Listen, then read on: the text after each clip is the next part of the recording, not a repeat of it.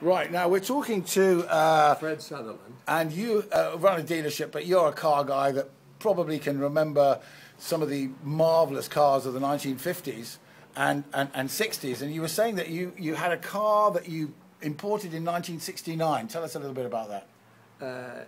It was a Ferrari, a 62 Ferrari GTO. Oh, a 62?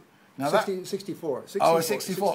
The 1.75 million, as it now is. No, it's now 30 million. Oh, is it? Oh, okay. The Ferrari GTO, and I bought it for $4,000, and I hated it so much that I just wanted to get rid of it, and I had to get one friend to buy one car so that he could buy that GTO, And this is the $30 million, of which there are, I believe, 60 or 70 in the entire world? No, there's only about 30 of them left. I think there were 35 made. Okay. And but there's been, a half a dozen other cars that the prices have escalated to something that's just, there's no rhyme or reason. Well, they're works of art, aren't they? I mean, they are of their time. They're made out of people's sweat on their brow. They're hand-finished aluminium. The engines were put together with no computers whatsoever. Right. Just people with, regular pieces of technology that, slide rules and such, and they crafted them with their hands. That's right. And that's why they became works of art. Yes, because they weren't too dependable. And I had also the Daytona, the original 1966 Daytona prototype. Prototype. Yes, and it was given by Ferrari to one of his Formula One drivers, and the name escapes me. But boy, there again, the prices that I was hearing that I could sell the car for. I never achieved that, and I finally had to sell it to a friend. And so I've had a number of cars, and I kept none of them. But you are a car dealer. I hasten to add, for those that don't know. It's an avocation. I classic cars, and I also imported the Renault R5 Turbo. That was that little pocket rocket that. Changed everything. Yes, and so. But the Ferrari is of great interest. Now, do you have the original serial numbers or any?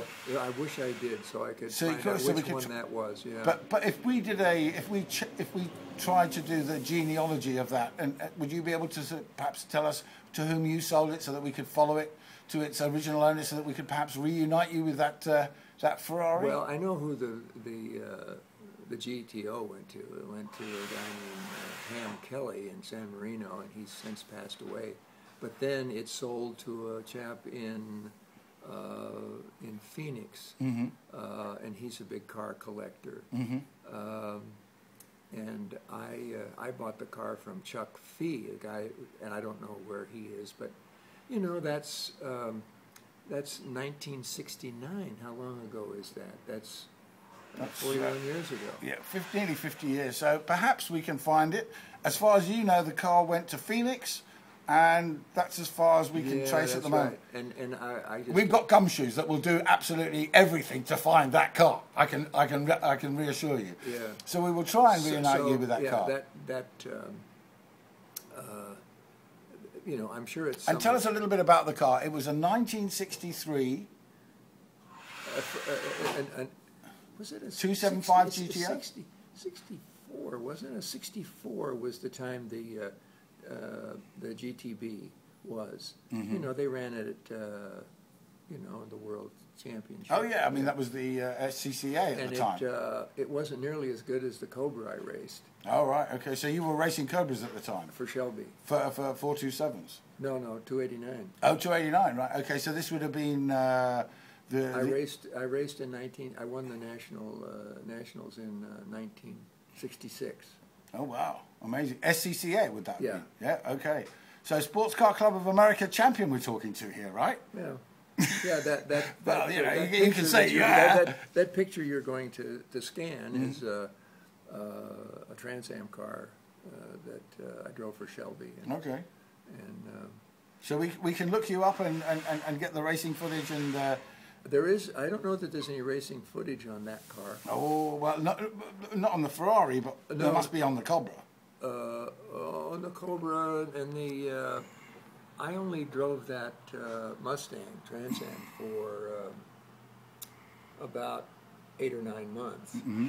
and the story is that they were checking the provenance on the car, and they got to me, and then the person that wanted to buy it couldn't buy it, so I ended up with it. So I'm restoring it. It'll be done in about 6 months. And which one is that? The 1967 Shelby Trans Am. The 289. 289. Okay, so that would have been normally aspirated.